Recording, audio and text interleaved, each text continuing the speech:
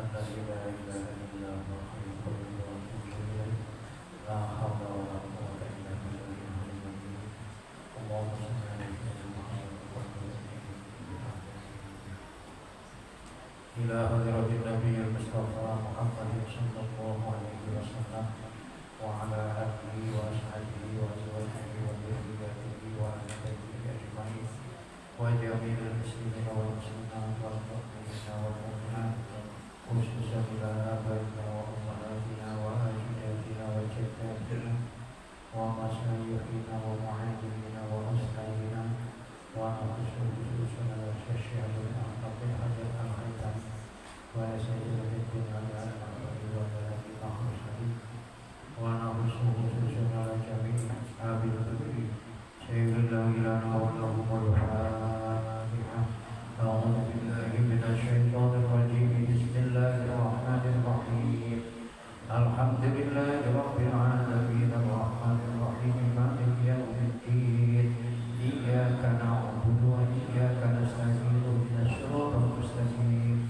صراط الذين أنعمت عليهم غير المغضوب عليهم ولا الضالين آمين استغفروا ربكم إنه كان غفارا اللهم أنت ربي لا إله إلا أنت خلقتني وأنا عبدك وأنا على عهدك ووعدك ما استطعت أعوذ بك من شر ما صنعت أبوء لك بنعمتك علي وأبوء بذنبي فاغفر لي فإنه لا يغفر الذنوب إلا أنت اللهم أنت ربي لا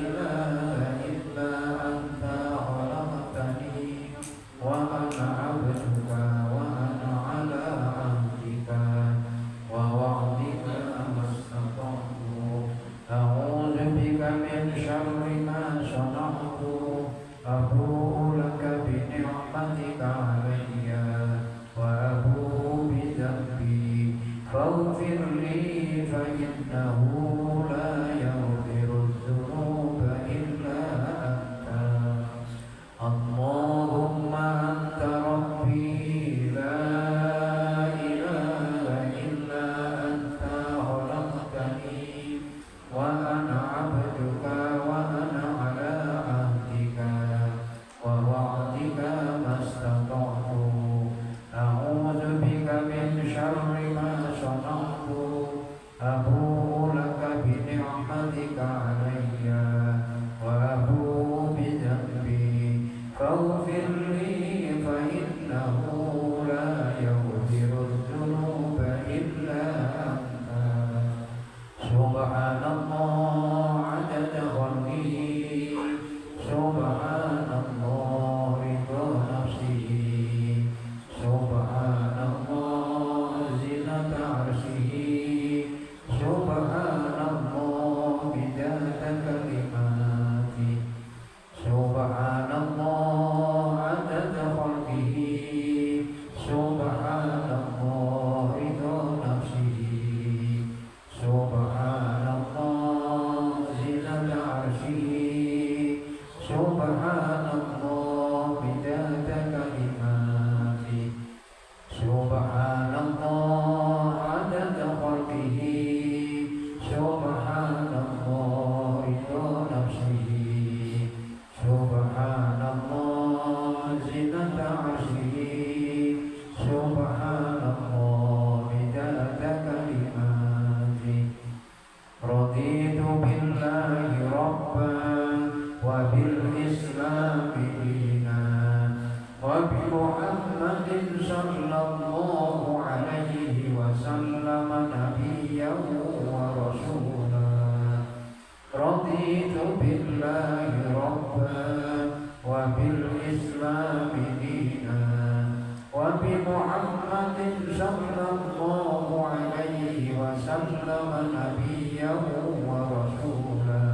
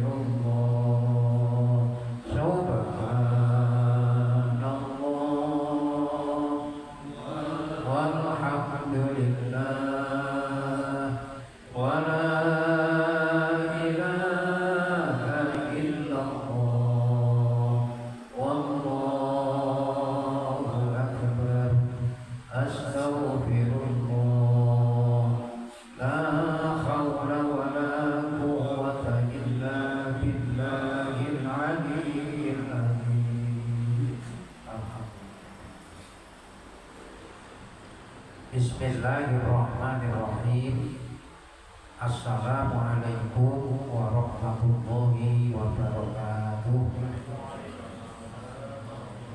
Alhamdulillahirabbil alamin. Wassalatu wassalamu ala asyrofil mursalin sayyidina wa maulana Muhammadin wa ala alihi wa ashabihi ajma'in. Rabbi shrah li sadri wa yassir li amri wahlul 'uqdatam min lisani yafqahu qawli.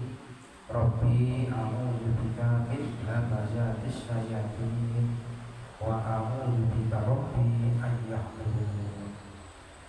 Wa qala aidon walau yu'akhidullahu an-nasa bima kasabu ma taraka 'ala dhuhriha min dabbatin walakin yu'akhiruhum ila ajalin musamma. Fa idza jaa ajaluhum fa innallaha kana bi ibadihi basira. Shadaqallahul azim. Bapak Ibu jamaah sholat maghrib Masjid At-Thayyib yang sama-sama dimuliakan oleh Allah Subhanahu wa Ta'ala. Pertama, kita bersyukur kepada Allah Subhanahu wa Ta'ala bahwasanya kita masih diberikan kesempatan untuk bahasa kita bertobat, memohon ampun atas segala dosa dan kesalahan kita. Kita perlu tahu bahwa taubat manusia itu masih terbuka lebar sebelum nafas di tenggorokan. Maksud saya kalau ada yang mengajarkan kepada saya dan sampean bahwa taubat itu bisa dilakukan nanti di alam kubur atau di alam barzakh, itu berarti ajaran itu bertentangan dengan aturan Allah dan tuntunan Rasulullah Shallallahu Alaihi Wasallam. Maka Rasulullah mengingatkan masih terbuka lebar untuk kita bertobat seperti apa kepada Allah ini malam yuhur sebelum nafas kita di tenggorokan. Maka itu biasanya mohon maaf kalau sampean mendatangi saudara sampean yang dalam keadaan sakaratul maut nazar, itu biasanya sampean atau keluarganya mentalkin, mengajari, membimbing dengan mengucap kalimat tauhid. Bukan kalimat lain-lain, bukan. Tidak mengucap subhanallah, tidak mengucap alhamdulillah, tapi yang diajarkan adalah kalimat tauhid, la ilaha illallah. Karena apa? Dengan la ilaha illallah itu dijamin keselamatannya, kehidupannya nanti di akhirat. Maka itu kan sampai Nabi memberitahu kepada kita yang sudah kita pelajari beberapa waktu yang lalu, barang siapa yang akhir hayatnya mengucapkan kalimat zikir la ilaha illallah, jaminannya adalah surga. Nah, mudah-mudahan saya dan sahabat semuanya diberikan pertolongan oleh Allah sehingga nanti akhir hayat kita bisa zikir la ilaha illallah. Amin Allahumma amin. Maka itu perlu untuk kita senantiasa membawa dan mengajak dirinya masing-masing senantiasa bertobat. Kenapa? Karena kita tidak tahu, boleh jadi besok kita sudah tidak lagi ada kesempatan untuk bertobat. Maka mumpung masih diberikan, masih hidup, diberikan kesehatan, ini kita manfaatkan. Kita sudah katakanlah meretrospeksi ujar bahasa waya ini. Ujar bahasa apa namanya? Melihat kembali ke belakang tentang perbuatan yang sudah kita habiskan waktu ini. Kira-kira waktu-waktu hidup kita ini sudah kita habiskan ini, kira-kira kalau sampai dan saya menghitung-hitung dengan jujur, bagaimana diri kita. Nah, mumpung ini masih diberikan kesempatan, digambarkan oleh Allah dalam Al-Quran yang tadi saya baca. Bismillahirrahmanirrahim. Walau yu'akhidullahu an-nasa bima kasabu ma taraka ala dhuhriha min dabbatin walakin yu'akhiruhum ila ajalin musamma fa idza jaa ajaluhum fa inna Allaha kana bi ibadihi basira. Saya bacakan sampai nanti pelan-pelan sampai paham.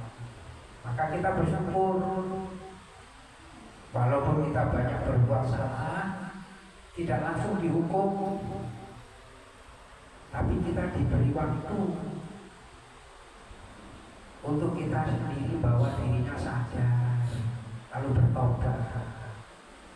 Saking sayangnya Allah, dan Allah memiliki sifat rahmat dan rahim, maka membawa diri kita sadar itu penting. Alhamdulillah sampai hidup di wilayah yang dekat tempat ibadah, ada masjid, ada musola, bersyukur.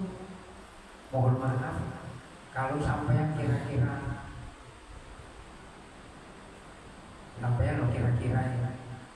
ke Bali, jangan ke Bali. Di Bali, Pulau Bali, kadang-kadang satu komplek rumah sampai untuk cari tempat sholat, tempat ibadah susah.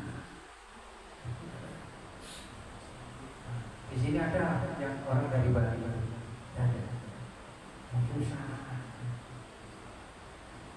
Kalau sampai di sini, alhamdulillah, mungkin berjalan ada yang tidak sampai 5 menit sudah masjid. Kalau ini ada musola, apa nih artinya? Tapi bukan berarti kita harus bahagia, karena memang kata Nabi itu ciri dekatnya hari kiamat itu berlomba-lomba untuk banyaknya tempat ibadah, bagus-bagusnya tempat ibadah. Tapi yang mengisi, alhamdulillah di Atai ini penduduknya banyak, sadar berada dirinya di hadapan Allah, masjidnya digunakan untuk sholat berjamaah, alhamdulillah. Nah, ini mudah-mudahan ini keberkahan masjid akan menyinari di sekitar kita. Maka itu sampai Nabi kan mengingatkan, la sholata li jaril masjid, ingat-ingat. Siapa yang dekat dengan masjid ini, hati-hati.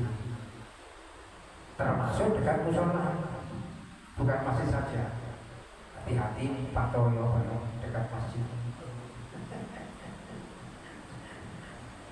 La sholata li jaril masjid, tidak dipandang sempurna sholat seseorang yang dekat dengan masjid, tapi dia tidak sholat berjamaah di masjid. Kecuali ada uzur. Maka sampai dan saya alhamdulillah diberikan oleh Allah pertolongan, kekuatan untuk bisa mengajak dirinya masing-masing. Tanpa pertolongan dan hidayah Allah, mohon maaf, sekalipun dekat dengan masjid, adzan panggilan sholat didengar, tidak tergerak untuk melakukan sholat berjamaah. Percaya saya. Ya, potongan sampean ini orang-orang yang dapat hidayah dari Allah Subhanahu wa Ta'ala. Maka kita bersyukur, saking beratnya untuk bisa melakukan sholat berjamaah. Itu sampai Nabi memberikan kepada kita, kalau sampai dan saya sholat itu munfarid sendirian, coba dapat 1. Tapi kalau sampai sholat berjamaah dapat 27. Dan itu sudah hafal sudah semua. Kira-kira kalau sampai bekerja sama-sama pekerjaannya, Yang satu dibayar 1.000, yang satu dibayar 27.000. Milih mana sampean? Ayo saudara. Sama-sama ini kerjaannya. Sama-sama. Yang satu dibayar 1.000, katakanlah dibayar 1.000.000. Yang satunya lagi dibayar 27 juta. Pilih yang mana saudara? Sekalipun jauh, saya yakin sampai pasti milih yang 27. Sholat berjamaah itu diberi oleh Allah, kata Nabi, dilipat gandakan menjadi 27 derajat. Tapi kalau tidak karena hidayah dan pertolongan Allah, nggak bakal. Makanya jangan sampai ibadah yang kita lakukan, bisa melakukan sholat dengan berjamaah ini menjadi terhapus pahala ibadahnya. Itu masalahnya, kita jaga. Nanti sampai dilihatnya diingatkan dalam surat Al-Kahfi ayat yang ke 110.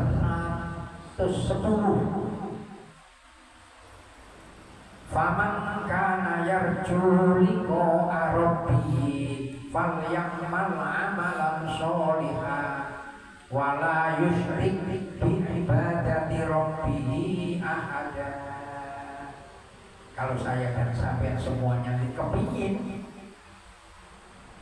kembali di hadapan Allah, dapat ridhonya, maka hendaknya sampean dan saya melakukan amal ibadah, amal yang baik, amal soleh. Tapi jangan sampai di dalam melakukan amal kebahagiaan itu ada kita mensekutukan Allah dengan sesuatu.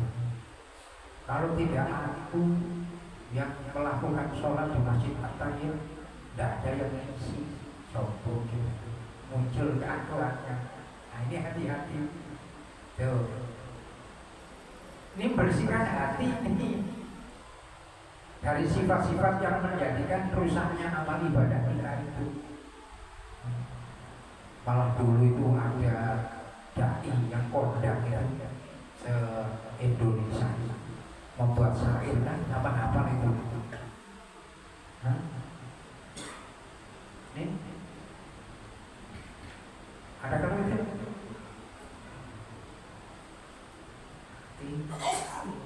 apa ya lagunya itu syairnya? Siapa ingat ya? Jagalah hati, jangan kau nodai, jagalah hati, lentera hidup ini. Kalau lentera hidup sampai mati, sampai tanpa ibadah, tapi karena lentera sampean ketahui dan sampean itu mati padam, akhirnya ibadahnya bukan karena Allah, ibadahnya karena nuruti hawa nafsu rusak. Maka ingati surat Al-Kahfi ayat yang 110 sampai ingati. Faman kana yarju liqa'a rabbih falyamal 'amalan sholihan wala yusyrik bi ibadati rabbih ahada. Nah, mumpung ini kita masih diberikan kesempatan oleh Allah ini, mari kita manfaatkan sebaik-baiknya. Saya ngajak dengan sampean ini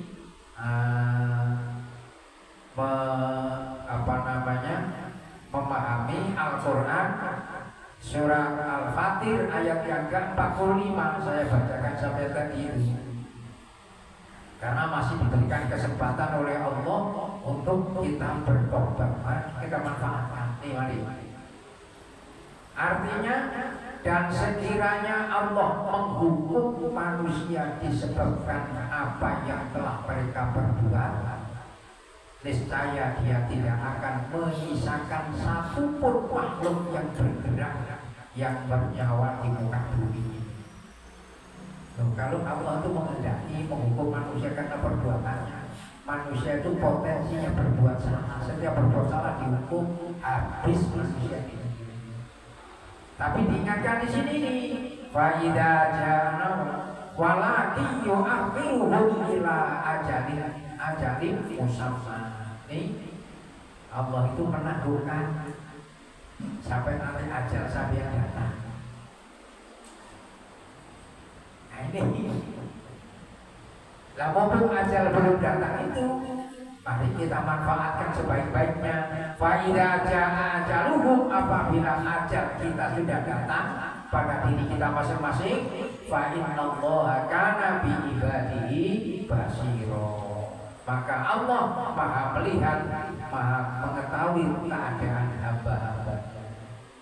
Makanya sampai diingatkan oleh Nabi lewat Al-Quran supaya saya dan sampai tidak menyesal. Sampai masih ingat kalau surat As-Sajdah ayat yang ke-12 yang seringkali sudah saya sampaikan itu, walau taro idil mujrimuna nakisu ru'usihim inda rabbihim rabbana absorna wa sami'na farjina na'mal sholiha inna muqinun. Tuh, nanti kalau sampai dan saya sudah dipertontonkan oleh Allah, ini loh catatan amalmu di dunia ini. Itu berlaku nanti di alam barzakh. Karena sampai dan saya nanti kalau sudah di alam barzakh tidak bakal kembali lagi. Tinggal saya dan sampai yang menikmati apa yang kita lakukan di dunia ini, baru kita nanti menyesal. Makanya dikatakan oleh Allah, farjina, kembalikan kami ya Allah, kembalikan kami ya Allah. Maunya kita minta hidup lagi, perlunya untuk na'mal sholiha, untuk berbuat kebaikan. Nah oleh karenanya, mumpung itu belum terjadi pada kita, mari kesempatan yang masih diberikan oleh Allah kepada kita masing-masing, kita manfaatkan sebaik-baiknya. Contohnya tadi, ya kita berlomba-lomba untuk mengisi, melaksanakan kegiatan amal yang soleh, seperti sholat berjamaah. Alhamdulillah. Alhamdulillah. Maka pada malam ini kita akan membuka, kalau pada pertemuan kemarin kita buka siapa yang berdiri dan mengerjakan sholat. Masih ingat ya? Hendaknya mau baca berapa? 5 kalimat kemarin tuh. Nah, siapa yang hendak berdiri mengerjakan sholat, maka bacalah tasbih, tahmid, tahlil, takbir, istighfar. Dibaca masing-masing 10. Ada yang tadi itu. Nah, mungkin dalam buku sampean itu halaman 94, 95, coba lihat ya. Dalam buku sampean itu tulisannya tidak tulisan Arab, tulisan Indonesia. Sampai lihat itu. Ada kan di situ? Idza qumti ila sholati fasabbihillaha ta'ala asron wahmadihi wahallilihi asron wahmadihi asron wakabbirihi asron wastaghfirihi asron. Ada kan itu? Sampean dan saya diperintah oleh Nabi, diberitahu kalau saya dan sampean mau mengerjakan sholat, berdiri dan mengerjakan sholat, hendaklah kita membaca 5 kalimat itu. Yang pertama kita baca tasbih, tahlil, tahmid, takbir, istighfar. Hadisnya riwayat Imam Muslim. Kira-kira sampai sudah melakukan apa belum? Ya tergantung sampai sudah. Ingati. Ini saya ulang-ulang karena ini perintah. Diajak diri kita. Ketika kita membaca tasbih, maka kita dijawab oleh Allah. Tasbih itu miliknya Allah. Jadi sampai subhanallah. Itu berarti sampai mau nyatakan bahwa Allah lah yang zat yang maha suci. Sampai dan saya banyak dosa, banyak salah, maka bertobat. Maka hukum bertobat berlaku bagi kita, tidak berlaku bagi Allah. Karena Allah tidak disentuh oleh hukum. Yang disentuh oleh hukum adalah kita sebagai hamba-Nya. Maka sampai dan saya bisa menjalankan hukum atas ketaatannya terhadap Allah Subhanahu wa Ta'ala. Allah berjanji menempatkan sampai ke dalam surganya. Nah ini, maka itu kalau saya dan sampai berbuat salah, segera diajak dirinya untuk memohon ampun. Fa'idza fa'alu fahishatan aw zalamu anfusahum zakarullaha fastaghfaru lidzunubihim. Sampai malam tadi itu, malam Sabtu kemarin malam tadi itu, sampai dibacakan qorik itu oleh Ustaz Misran membaca ayat itu. Fa'idza fa'alu fahishatan aw zalamu anfusahum, apabila saya dan sampai melakukan perbuatan fahisah, kerusakan diri atau menzalimi dirinya sendiri, salah, segera ajak untuk diri kita bertobat kepada Allah. Fastaghfiru lidzunubihim, mohon ampun kepada Allah, karena Allah itu Maha Pengampun terhadap dosa-dosa hambanya kalau hambanya meminta pengampunan. Istilah bahasa kita taubat. Nah nanti ada taubat dikatakan dengan taubatan nasuha. Nah kira-kira taubat kita ini sudah masuk kelompok taubat nasuha atau tidak? Kan ini masalah. Nah ini perlu untuk kita waspadai dalam diri kita masing-masing. Oleh karena itu manusia itu dinilai oleh Allah karena tiga ini perbuatan.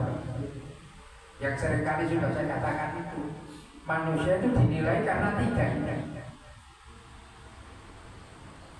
Pertama, manusia dinilai karena ikhtiarnya.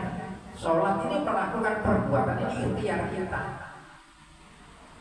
mewujudkan sebagai abd yang sadar terhadap al-khaliq, hamba yang sadar terhadap penciptanya. Sholat karena perintahnya Allah, maka kita sholat sebagai bukti ketaatan. Maka ini adalah bentuk ikhtiar kita menjadikan diri kita sebagai hambanya Allah. Agar di dalam ikhtiar kita tadi bernilai, maka di dalam melakukan ikhtiar semata-mata dibingkai dengan tauhid. Ayat tadi saya katakan itu Al-Kahfi tadi, faman kana yarju liqa'a rabbih falyamal amalan sholihan wa la yusyrik bi ibadati rabbih ahada. Sehingga kita banyak melakukan kebaikan, melakukan sholat dan sebagainya, tidak merasa diri kita mampu, tapi semuanya karena kita sadari karena pertolongan dari Allah Subhanahu wa Ta'ala. Lalu nomor dua, yang menjadi penilaian kita itu sejauh mana kepasrahan kita, kesadaran kita bahwa diri kita ini tidak mampu apa-apa, maka selalu bergantung kepada Allah. Maka yang dua, setelah kita ikhtiar lalu diikuti dengan doa. Kan begitu, doa. Doa itu menunjukkan bahwa diri kita itu lemah. Maka doa diajarkan oleh Nabi. Bagaimana cara orang berdoa? Nabi mengajarkan kita doa. Gak pernah Nabi doa itu tangannya diletakkan di bawah santai. Karena Nabi mengajarkan doa.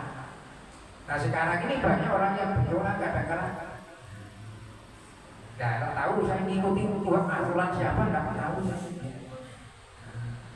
Kalau berdoa Nabi, karena ini mengharap merojak apa yang kita minta itu dikabulkan oleh Allah Subhanahu wa Ta'ala.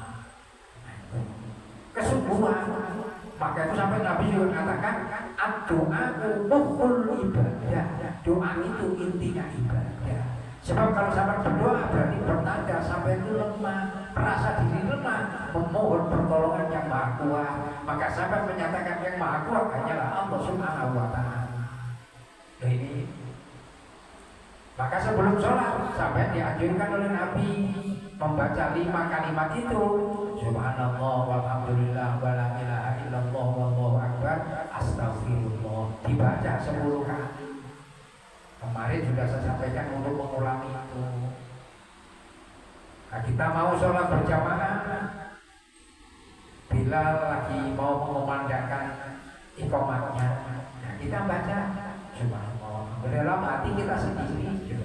Selesai, mohon kepada Allah. Karena ketika sampai mengucapkan astagfirullah, maka kata Allah, aku akan melakukan apa yang menjadi keinginan. Diampuni. Ya astagfirullah, kita memohon akan ampunan Allah Subhanahu wa Ta'ala, maka Allah melakukannya. Maka sholat bukan sekedar cuma melakukan perintahnya Allah, bukan sekedar cuma bukti sebagai ketaatan kita kepada Allah, tapi sholat juga menjadi penyebab diampuninya dosa-dosa kita oleh Allah. Maka berangkat dari rumah menuju ke masjid untuk melakukan sholat berjamaah, langkah-langkah sampean sudah merupakan taburan pengampunan dosa dari Allah Subhanahu wa Ta'ala. Kalau subuh-subuh sampai dari sana saya hujan-hujan bawa payung, wah payung itu nanti jadi bukti sampai ya di hadapan Allah. Sampai berangkat dari rumah hujan bawa payung itu jadi bukti. Tapi semuanya itu harus dilandasi semata karena Allah tadi. Tapi kalau sudah, wah ini kalau aku nggak ada yang, ini berarti sudah ada unsur harus dikikis dalam hati kita. Semata-mata karena Allah Subhanahu wa Ta'ala. Jadi tauhid ini penting. Kenapa sampai kita mentauhid? Tadi yang awal saya ingatkan bahwa diucapkan kalimat tauhid karena tauhid ini yang menyelamatkan. Sebanyak apapun amal kebaikan yang kita lakukan, kalau tidak dibingkai dibungkus dengan tauhid, ada nilainya. Hanya tampak zahirnya saja, ujar bahasa, casingnya saja tampak baik, padahal isinya kosong. Tuh, dikatakan oleh Rasulullah SAW. Mari kita pahami itu. Kalau tidak salah di buku itu halaman 94, 95 itu tulisan Latin itu. Nah, kalau di buku saya ini tulisan Arab, hadisnya. Nah, kapan-kapan perhatikan saya. Kenapa sampai baca istighfar, baca tasbih, baca tahmid, baca tahlil, baca tasbih? Mari kita lihat apa makna tasbih itu, apa makna tahlil itu, apa makna tahmid itu, apa makna pengertian daripada takbir itu. Loh, kalau sampai dan saya hidup senantiasa menanamkan dalam jiwa kita ini, insya Allah yang suci hanya Allah Subhanahu wa Ta'ala, yang berhak dituhankan hanya Allah Subhanahu wa Ta'ala, yang berhak untuk dipuji hanyalah Allah Subhanahu wa Ta'ala, yang berhak untuk diagungkan hanya Allah Subhanahu wa Ta'ala. Oleh karena itu diriku hanya memohon ampun kepadanya, diriku hanya berserah diri kepadanya, diriku hanya senantiasa memohon pertolongan kepadanya. Maka kita teriak dalam setiap sholat, iyyaka na'budu wa iyyaka nasta'in. Loh, kalau kita bisa menanamkan itu, insya Allah, kalau istighfar ini, maka itu dikatakan sholat itu bisa menjadi pencegah dalam pribadi orang yang melakukan sholat untuk melakukan perbuatan keji dan perbuatan mungkar ini nanti. Lah kira-kira kita bagaimana? Sudah sampai di mana? Nah, mudah-mudahan saya dan sampean memahami ini. Jadi balik di hadis nanti ditelaah di rumah, yang ada bukunya itu sampai dipenuhi. Yang tidak ada angan-angan juga, oh iya. Mumpung kita masih diberikan kesempatan. Kalau sudah tidak diberikan kesempatan, menyesal nanti kita. Kalau sudah menyesal, kalau kita menyesal di dunia ini masih segera bisa untuk kita berlaku baik. Tapi kalau menyesal kita nanti sudah di alam barzah, bagaimana kita?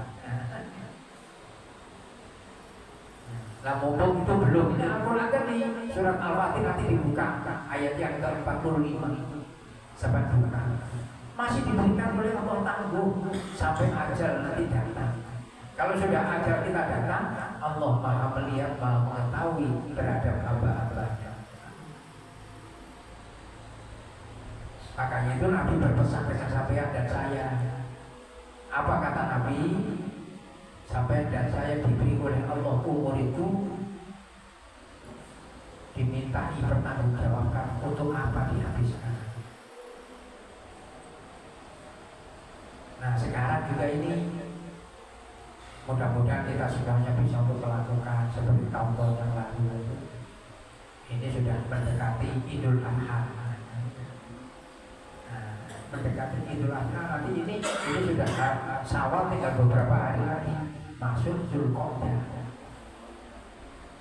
Zulqa'dah nanti tidak lama sampai sudah Dzulhijjah, menyembelih hewan kurban. Sampai dari sana sebagai pelakunya mudah-mudahan Allah menerima amal ibadah kita, mengampuni segala dosa dan kesalahan kita. Saya tadi kembali kepada hadis yang diriwayatkan oleh Imam Muslim dalam rangka bagaimana kita meningkatkan amal ibadah kita dan memakmurkan masjid yang ada pada lingkungan kita. Nah, ini masjid At-Thayyib, siapa yang memakmurkan kalau bukan kita sebagai orang yang berada di sekitar masjid kita. Nah, tidak mungkin orang yang bukan beragama Islam akan memakmurkan masjid kita, tidak mungkin. Jadi malah mohon maaf saya tambah. Betul apa tidak Allah? Saya membaca bahwa si apa namanya Luhut Paris itu pengacara, saya dengar saya baca katanya dia mau membangun masjid. Padahal dia bukan beragama Islam, katanya mau bangun masjid. Boleh digunakan, ya boleh kita menempati, tapi dari sisi syariat sebesar apapun biaya yang dikeluarkan oleh dia membangun masjid, tidak ada nilainya di sisi Allah. Di sisi hamba ada, di sisi makhluk ada, di sisi Allah ada. Karena yang dituntut oleh Allah, lihat di tadi surat Al-Kahfi ayat yang ke-110. Wa fama kana yarju liqa rabbih falyakmal amalan sholihan wala yusyrik bi ibadati rabbih ahada. Nah, mudah-mudahan iman kita dikuatkan, mati dalam keadaan iman dan Islam, dan senantiasa kita kokohkan dalam kehidupan kita. Al-Fatihah.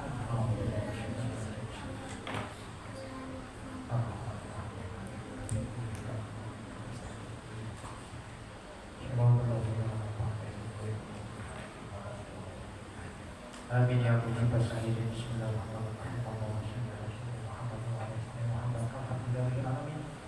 Allahumma inna nas'aluka ilman nafi'an wa amalan mutaqabbalan wa yaqinan shadiqan wa rizqan wasi'an halalan thayyiban mubarakan bi rahmatika ya arhamar rahimin. Walhamdulillahi rabbil alamin. Kita tutup bersama dengan membaca doa kafaratul majlis. Bismillahirrahmanirrahim. Subhanakallahumma wa bihamdika asyhadu an la ilaha illa anta astaghfiruka wa atubu ilaik. Wassalamualaikum